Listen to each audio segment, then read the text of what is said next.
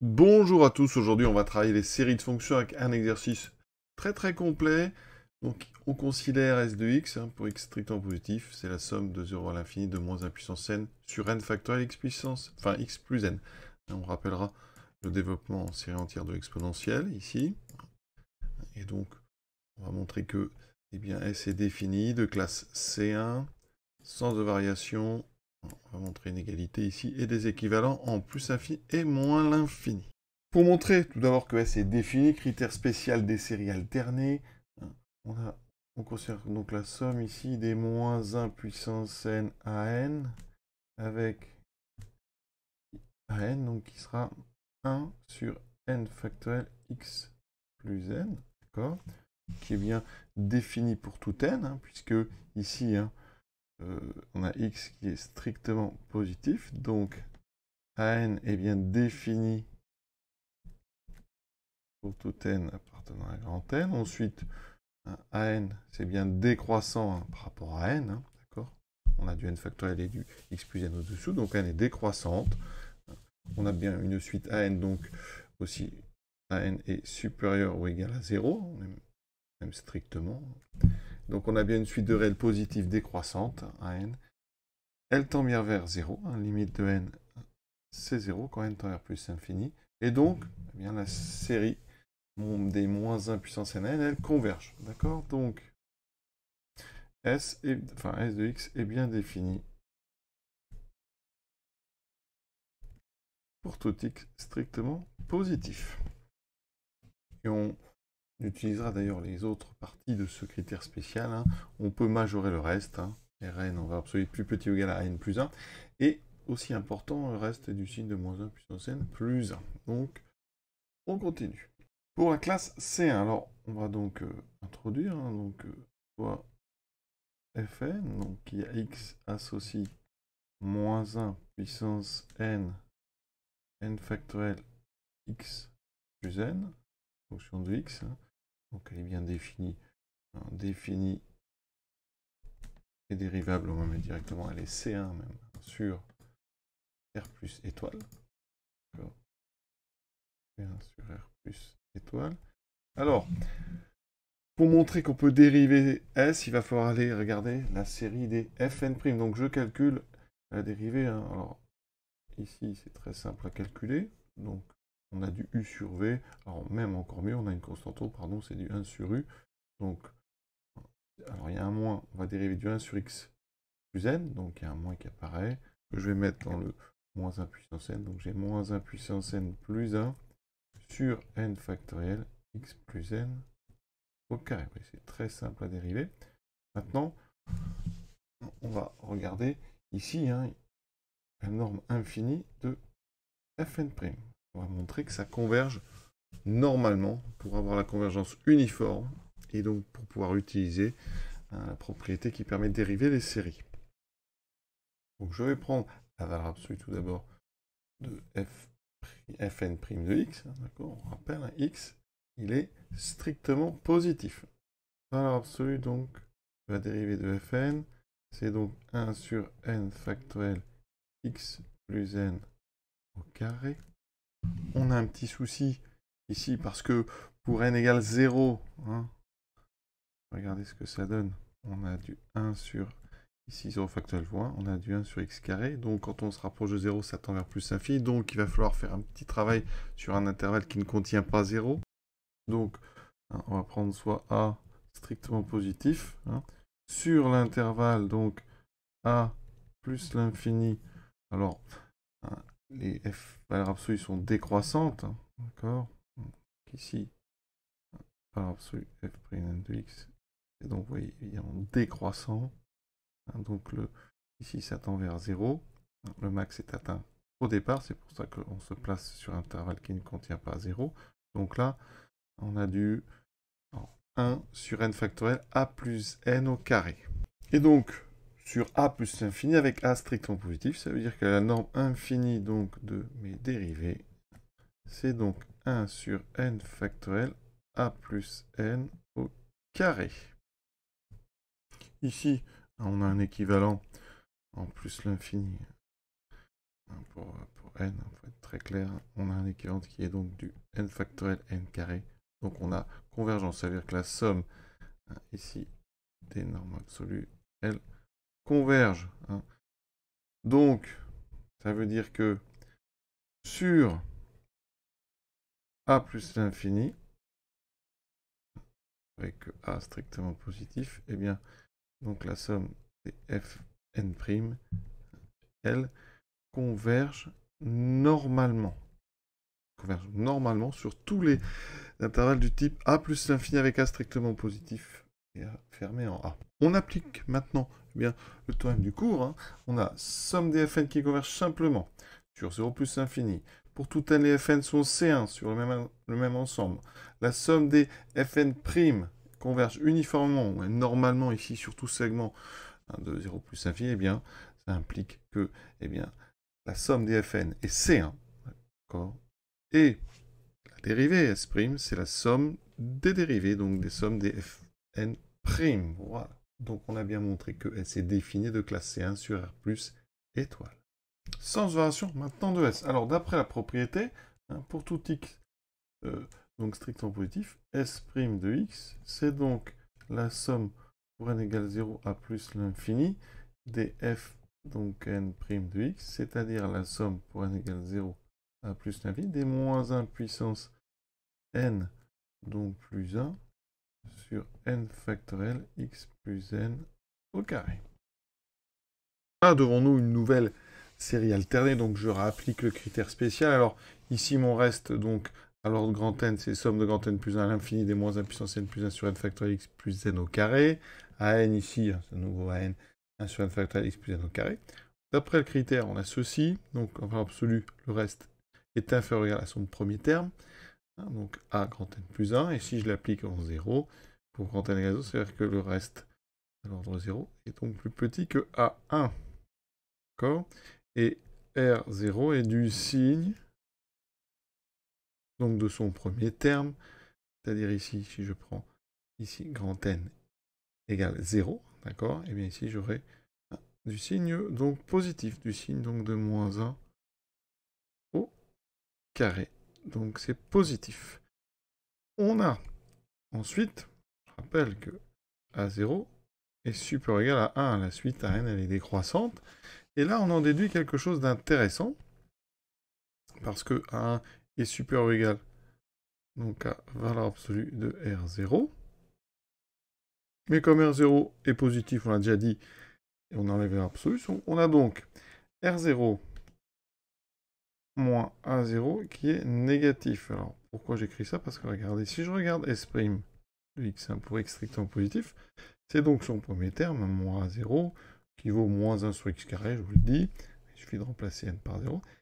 Plus le reste à l'ordre 0, et R0 moins 0, c'est négatif. Voilà. Donc ça veut dire que pour tout x strictement positif, S' est négatif, donc S va être une fonction décroissante. Donc sur R plus étoile. Et on a terminé la question 2. Question 3. Montrer que pour tout x strictement positif, on a x s de x moins s de x plus 1 égale 1 sur e. Donc on va partir du membre de gauche. D'accord, donc soit x strictement positif. X, sx moins s de x plus 1. Il faut se laisser guider. Hein. Bon, là c'est technique. Hein. On multiplie donc s de x par x. Ça veut dire qu'on va ici avoir la somme donc de n égale 0 à l'infini d. Donc moins 1 puissance n, je rentre le x à l'intérieur, x sur n factoriel x plus n, moins la somme donc de n égale 0 à plus l'infini, des moins 1 puissance n sur n factoriel x plus 1 plus n. Alors si on veut ajouter, hein, on va faire un petit décalage ici au niveau donc des indices. Donc là, on va faire du donc p égale n. Alors, il me faudrait un p égale 1, donc on va faire p égale n plus 1. Voilà. Ça veut dire que ici, j'obtiens somme donc de p égale donc 1 à plus l'infini des moins 1 puissance n sur ici, je remplace n par p moins 1, p moins 1 factoriel x plus donc p. et on remplace directement la lettre P hein, par N. Et comme ça, on a des séries en N. Voilà. J'avais mis un N ici, c'était un P. Ici, attention, c'était P, donc moins 1. Donc N-1, mais le signe de moins 1, enfin moins 1 puissance N-1 et moins 1 puissance N plus 1, c'est la même chose, donc je mets tout de suite N plus 1, je préfère. Voilà, et on obtient ceci. Maintenant, on va pouvoir ajouter un petit peu. Alors, ce moins, on va multiplier le moins 1 puissance N plus 1, ou si vous aviez laissé le moins 1 puissance N moins 1, donc ça va faire un plus ici avec ceci. Maintenant, vous voyez qu'on a deux sommes, avec ici dx plus n, presque le même dénominateur, mais là on a n égale 0, n égale 1. Donc la première somme, je lui sors son premier terme, donc pour n égale 0, je sors donc x sur 0 facteur, ça fait 1 sur x, donc ça fait x sur x, donc je sors un 1. Ensuite, on a donc une somme qui va de n égale 1 à plus l'infini. On va tout de suite mettre au même dénominateur, donc le dénominateur commun c'est n factoriel x plus n. La première, je n'y touche donc pas, moins 1 puissance n x. La deuxième, donc je vais multiplier par n pour avoir en bas donc du n factoriel. Donc ça veut dire que j'ai du moins 1 puissance n fois n qui apparaît. Je factorise par moins 1 puissance n, ça fait ceci. Et on voit ici que ceci se simplifie. J'ai donc 1 plus la somme de n égale 1 plus l'infini moins 1 puissance n sur n factoriel. Là, attention, ça n'est pas encore l'exponentielle puisqu'il faudrait n égale 0. Donc je vais rajouter un terme. Donc je vais mettre somme de n égale 0 à plus l'infini des moins 1 puissance n sur n factoriel. J'ai rajouté un terme. Le terme pour n égale 0, c'est 0. Moins 1 puissance 0, ça fait 1 sur 0 factoriel, ça fait 1. Donc je dois faire moins 1. D'accord? Donc il me reste uniquement somme de n égale 0 à plus l'infini des moins 1 puissance n sur n factoriel. Là, vous reconnaissez le développement de l'exponentielle en moins 1. Donc ça, c'est exponentielle moins 1, c'est-à-dire 1 sur e. Et c'est ce qu'il fallait démontrer. Voilà. Maintenant, déduire un équivalent de s de x quand x tend vers plus l'infini. Alors, on vient de montrer ceci. X s de x moins s de x plus 1 égale 1 sur e. Ça pour tout x strictement positif. Alors, ce qui serait bien quand même, c'est de connaître la limite ici de s de x plus 1 quand x tend vers plus l'infini. Donc, ça veut dire que dans s de x, ça serait bien de pouvoir donc passer à la limite, donc rentrer la limite à l'intérieur, et donc on est sur une double limite. Quand on regarde s de x, on voit bien que si on met la limite à l'intérieur, la limite quand x tend vers plus l'infini, eh bien, la limite quand x tend vers plus l'infini des fn de x, elle est toujours égale à 0. Donc, ça veut dire que si on pouvait intervertir la somme et la limite, eh bien, on aurait que la limite de s de x en plus l'infini, c'est 0. C'est la somme donc des limites, c'est donc 0. Alors, pour pouvoir inverser, c'est donc double limite.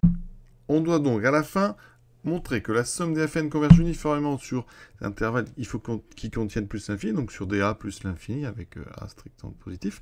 Pour tout n, fn doit avoir une limite finie en plus l'infini, et dans ce cas-là, la limite de s de x en plus l'infini, c'est la somme des limites. D'accord? Alors pourquoi est-ce qu'on a convergence uniforme sur A plus l'infini? On ne l'a pas encore démontré, puisqu'on avait fait ça sur la somme des fn'. D'accord? Donc là, série alternée, il faut penser. On va aller majorer le reste. Et on sait, encore une fois, c'est le critère spécial des séries alternées, que donc le reste Rn, voilà, il est donc inférieur ou égal à son premier terme. C'est-à-dire, ici, donc le premier terme en valeur absolue, bien sûr, donc 1 sur n plus 1 factoriel x plus n plus 1. C'est donc le critère spécial des séries alternées qui nous permet de faire ça. Et donc, si on veut majorer donc Rn donc avec la norme infinie, eh bien, il faut se débarrasser du x. Donc là, on peut majorer très simplement par 1 sur n plus 1 factoriel. On pourrait même rajouter n plus 1, mais c'est inutile. On a donc ceci. La norme infinie donc, du reste tend bien vers 0 quand n tend vers plus l'infini. Et donc, ça, c'est de la convergence uniforme.